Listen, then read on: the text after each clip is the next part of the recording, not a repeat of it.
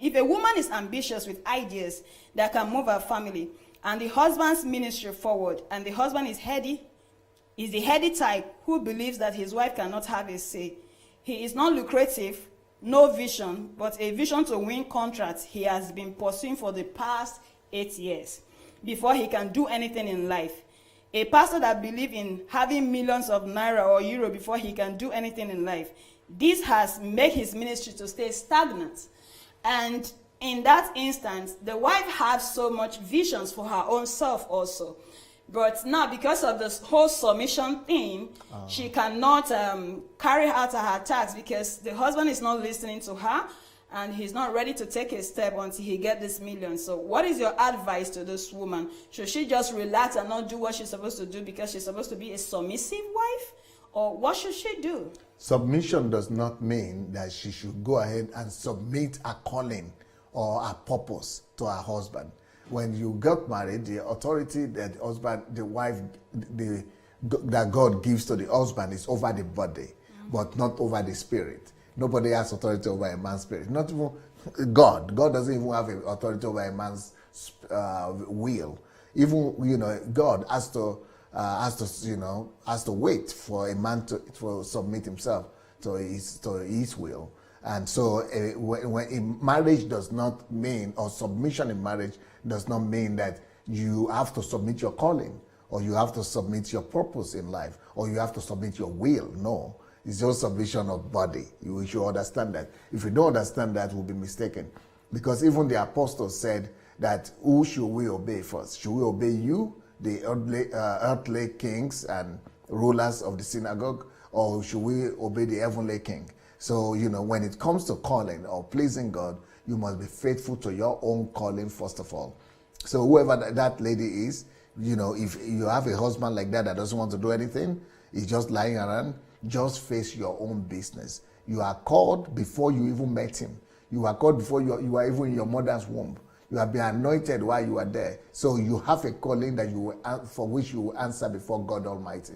You will answer before God what you have done with that calling. So you will not come to heaven with an excuse that it's your husband that didn't allow you to fulfill your calling. It's not, it doesn't hold water. You have to be faithful to God despite whatever your husband wants to do. Your husband can do whatever he wants to do, but face your business. Go and put all the ideas you are having to work. Go and begin to implement your own ideas.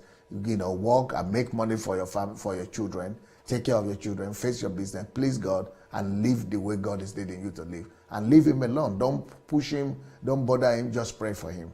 God will know how to change him when the time comes.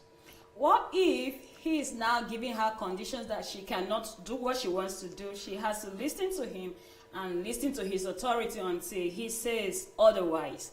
Okay, let's say for instance, giving her an instance of choosing between me and your calling. So what do you advise her to do in that situation? If it comes to you obeying your husband or your God, you have to obey your God.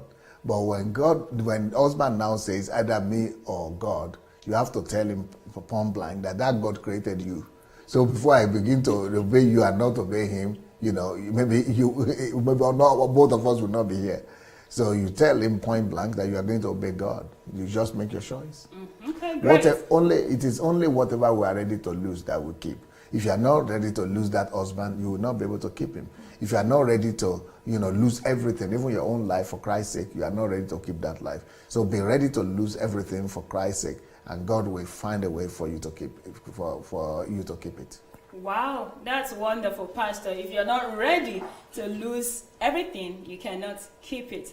No. Wow, interesting. We don't really look at our calling as if it's from God. So you just see that something you want to do. So if it's telling you choose between what you want to do and me, so your just talk is more like, okay, my family first. But this is more like an eye-opener that thing you want to do is actually, your calling is actually from God.